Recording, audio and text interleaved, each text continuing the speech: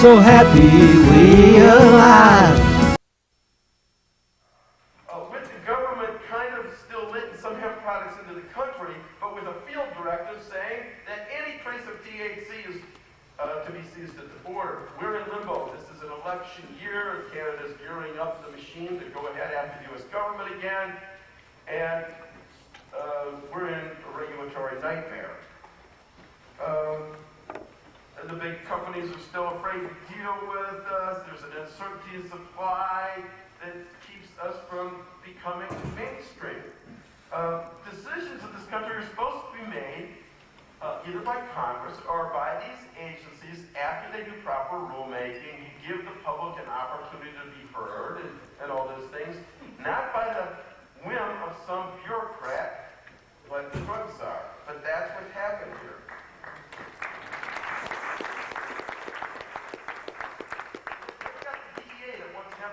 DEAD, right? The DEA wants hemp dead.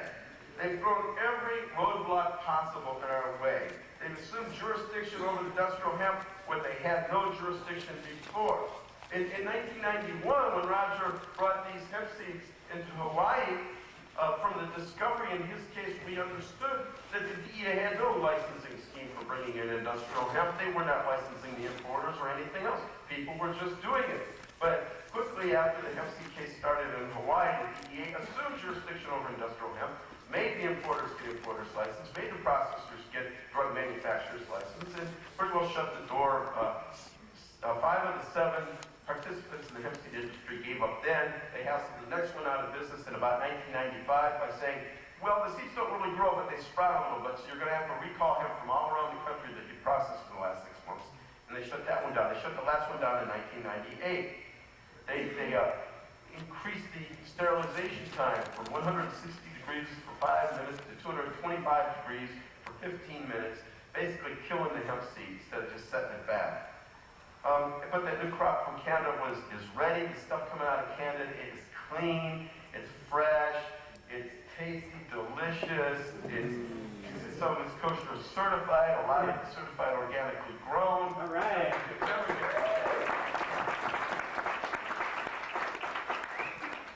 But it's really wreaked havoc with us. The bird food manufacturers were a huge industry. 5-month interruption in their supply caused them to take hemp out of their formulas, take hemp off of the bird food bags, and it's going to take a crescendo of efforts from the bird feeders of America, the consumers of bird food, to get the hemp back in. And we're thinking about this Tweety Bird campaign. Where's my hemp? Okay?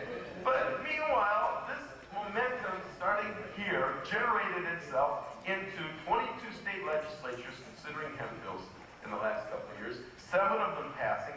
States like South Dakota North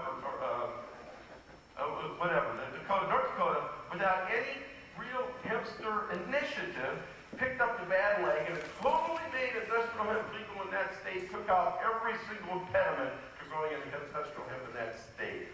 But the DEA has kept them from doing anything about it. The DEA kept us from growing hemp when we got it planted in 1993 in the Imperial Valley of California.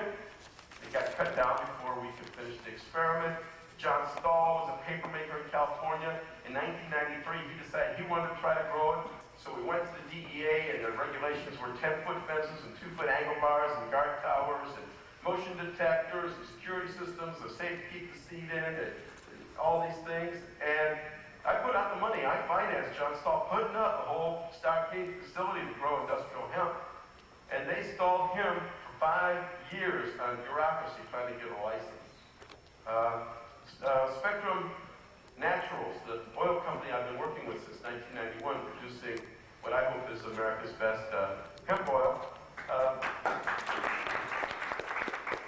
They have applied for the DEA license to bring live seeds to their facility in California and crush them into oil. And we did 2 years of waiting for the DEA until they finally called us up and told us to withdraw the application because it was about to be turned down. But finally, somebody broke through this. And a lot of credit goes to one particular person. Well, Peter Thielen, he's the person who made this hemp shirt here, Hawaiian hemp wear. His mom turned out to be an Hawaii state representative, a very capable lawyer, Cynthia Thailand. And she single-handedly, over the course of a couple of years, browbeat every senator and legislature in Hawaii into passing her industrial hemp bill that allowed the university of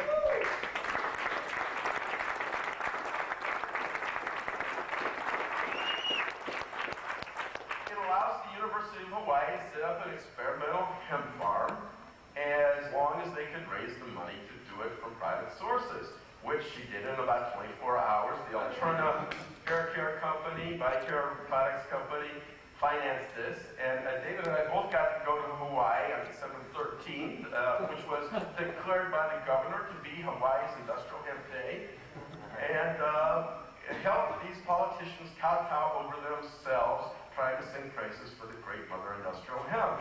It was fun. Roger, the work of you and those Hawaiian hemp activists that was denigrated for so long bore fruit. Thank you.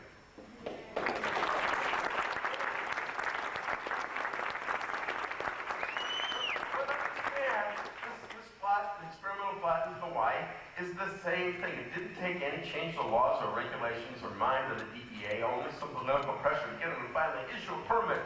But it's done behind 10-foot fences with 2-foot angle bars with motion detectors and the same to keep the seeds in, and all these other regulations that the DEA has for drug manufacturers that have no relationship to trying to grow industrial hemp.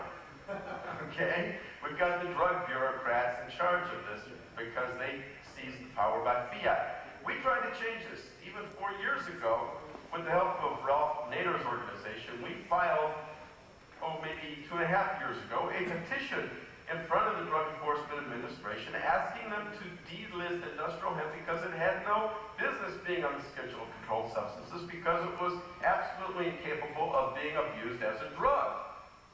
And on the same day, we petitioned the Department of Agriculture to begin to regulate industrial hemp because they're the proper agency to do this. I mean, just like the marijuana advocates, we think we're the only other lobby in Washington out there trying to say, hey, regulate us, tax us. We want to pay taxes. We want to be regulated. Do anything but put us in jail for trying to be businessmen here. Okay?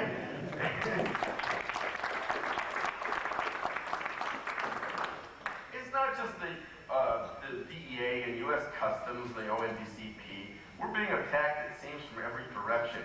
Like the Bureau of Alcohol, Tobacco, and Firearms, that controls the production of liquor and alcoholic drinks, wine and beer, has this regulation where they get to approve labels on alcoholic beverages. And they came up with the finding about 6 months ago that hemp equals marijuana. Therefore, by putting hemp on a label of a beer or alcohol, then you are sending the wrong message that you are going to get people high or some such mumbo jumbo like that. And they wouldn't allow hemp and wine to have a label.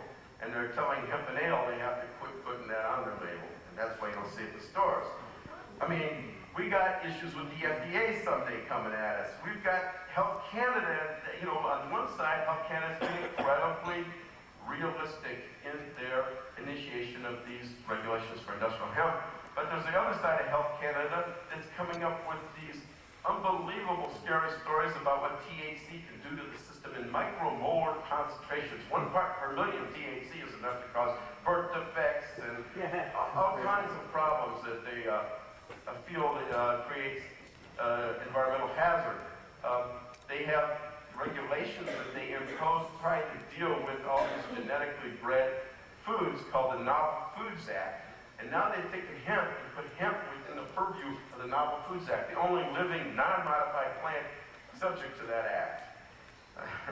They fail to recognize the 30,000-year documented history of hemp use throughout the world in foods, in oils. They feel like we have to start over again convincing them that this is a safe product.